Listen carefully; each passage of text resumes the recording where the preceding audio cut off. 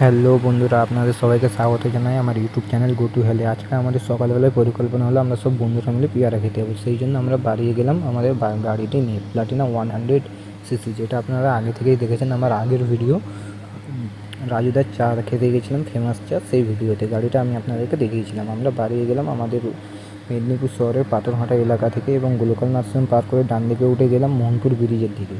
দেখতে থাকুন, আমরা চলে যাচ্ছি। আমি আছি, আমার সাথে আমার বন্ধু জিতান আছে।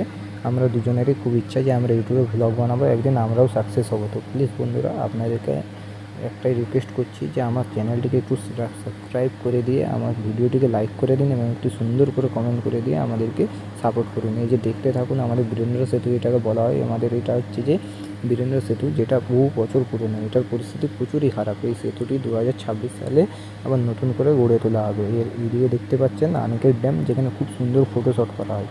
আপনার